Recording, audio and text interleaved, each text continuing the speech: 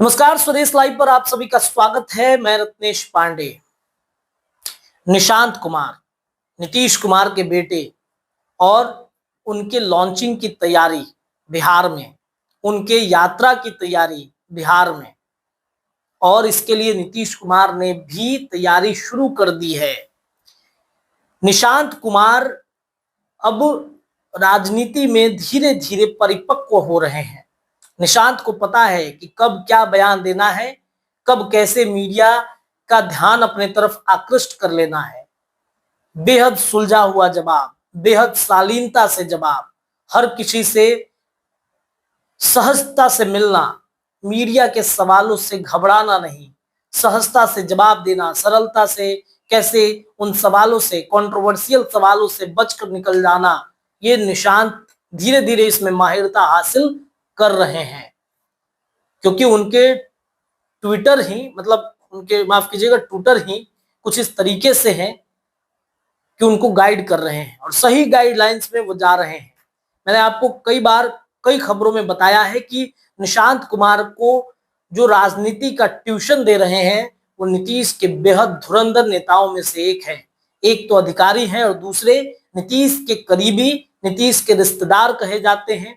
वो दोनों लगे हुए हैं, नीतीश कुमार के बेटे निशांत को ट्यूशन दे रहे हैं, राजनीति का ककहरा सिखाया जा रहा है और उसका असर भी अब देखने को मिल रहा है।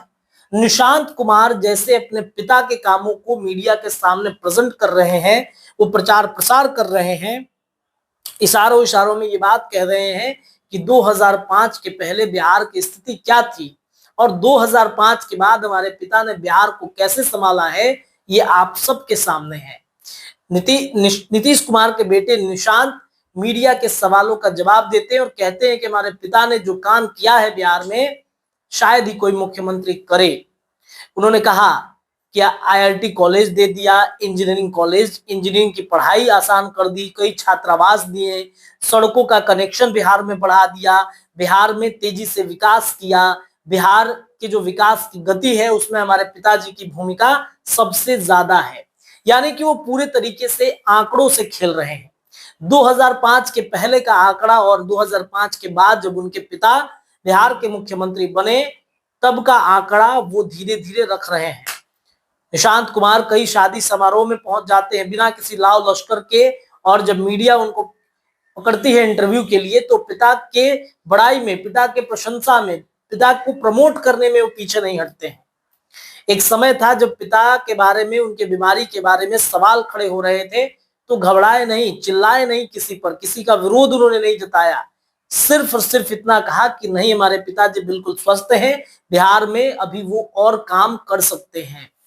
ये बयान और ये जो आंकड़ों का खेल निशांत खेल रहे हैं, इससे तेजस्वी यादव की चिंता जरूर बढ़ेगी।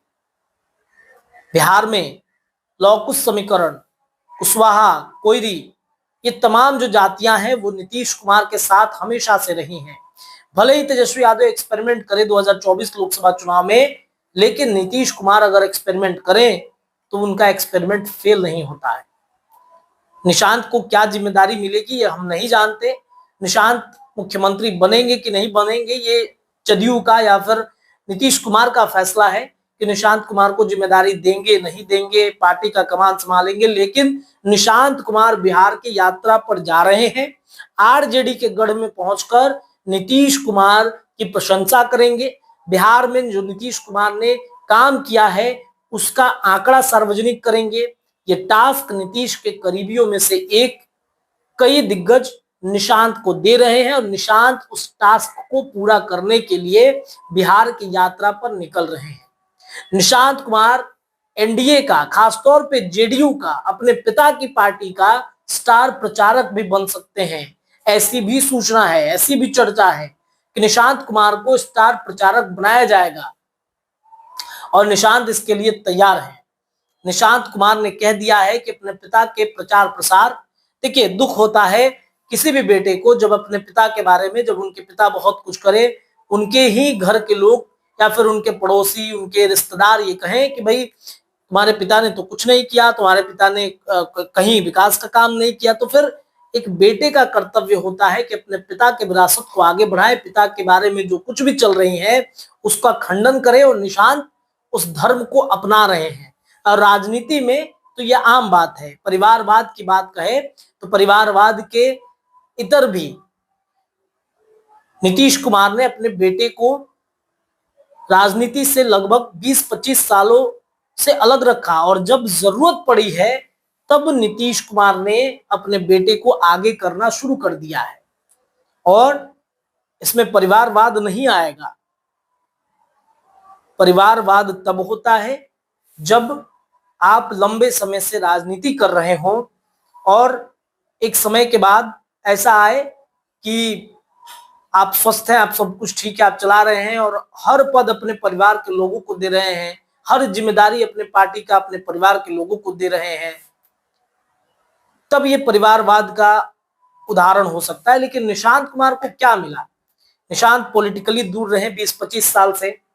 अब जब समय आया है, नीतीश कुमार की स्वास्थ्य धीरे धीरे उस तरफ बढ़ रही है जो एक उम्र के बाद होना शुरू हो जाता है, तब निशांत कुमार सामने आए हैं और अपने घर को, अपने परिवार को, अपने पार्टी को संभालने की जब जिम्मेदारी मिलती है तब उस कर्तव्य का वो निर्वहन करते हुए दिख रहे हैं। तो तेजस्वी यादव के लिए तो निशांत मुसीबत बनेंगे ही बनेंगे। आरजेडी के गढ़ में जब जाएंगे तो बिहार में अब युवाओं की राजनीति तेज हो रही है। तेजस्वी के गढ़ में पहुंचेंगे, तेजस्वी की चिंता बढ़ाएंगे। निशांत को लेकर ताबड़तोड़ बैठकों का दौर चल रहा था, नीतीश कुमार टास्क दे रहे थे और आप मान के चलिए कि जेडीयू किसी भी तरीके से प्रमोशन करने से पीछे नहीं हटेगी निशांत की। फिलहाल इस रिपोर्ट में इतना ही। आपको क्या लगता है अपनी प्रतिक्रिया कमेंट में दीजिएगा। इस कमेंट का रिप्लाई भी हम करते हैं। बहुत बहुत शुक्रिया।